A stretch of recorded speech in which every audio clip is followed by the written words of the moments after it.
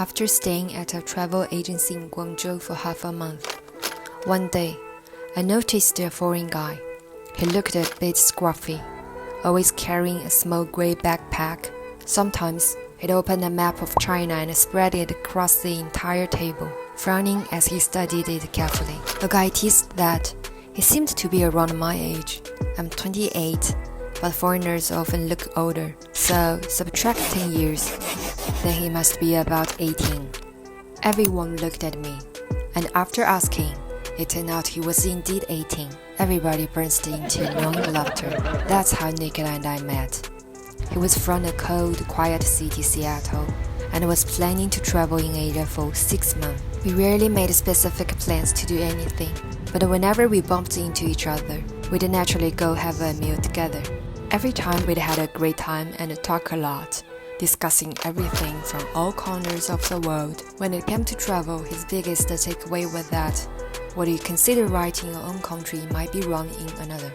So don't judge it. It's just different. As Mark Twain said, travel is fatal to prejudice, bigotry, and narrow-mindedness. Just as I observed, he never judged anything he saw.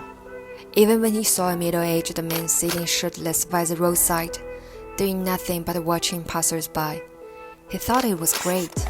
Americans stay cooped up in their big houses. It's nice that these people are willing to come out. Once, while we were having dinner, I glanced at the tattoo on his left arm. Discipline equals freedom.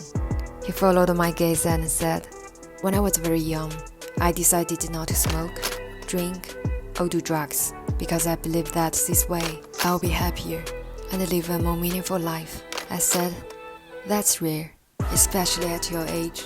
He replied, "Age is just a number." Even during his travels, he kept up with fitness and writing every day. Anyone who has traveled long distances knows how hard it is to stick to such routines daily. I had never met anyone who traveled with a book to read at all times. His book was already worn out from constant use, and when I borrowed it, I found it filled with notes. Vagabonding. I'm not sure if I can understand it, I said without thinking. Looking into my eyes, he said seriously, "If you can understand me when I speak, you can definitely understand this book." Encouraged by his words, I started reading the book. Inside, there were GRE level words, which young people abroad don't use anymore. I couldn't help but laugh. I didn't expect him to have such an also. It's truly a book that broadens your horizons. Many people envy me for always being able to travel, thinking I must need a lot of money to do so. Well, the book says, time becomes the only possession, and everyone is equally rich in it by biological inheritance. Money, of course, is still needed to survive, but time is what you need to live.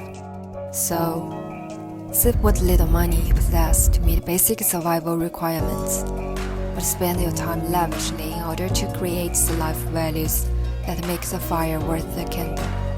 One of the greatest rewards of traveling is meeting like-minded souls, while also accepting that our encounter is just a fleeting moment in the vast sea of humanity.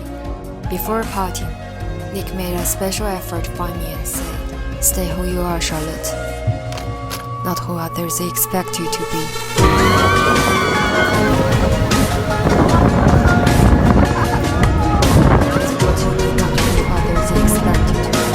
Save what little money you possess to meet basic survival requirements, but spend your time lavishly in order to create the life value that makes a fire worth the candle. One of the greatest rewards of traveling makes a fire worth the candle. Does life truly start to flow as time passes? What makes a fire worth the candle?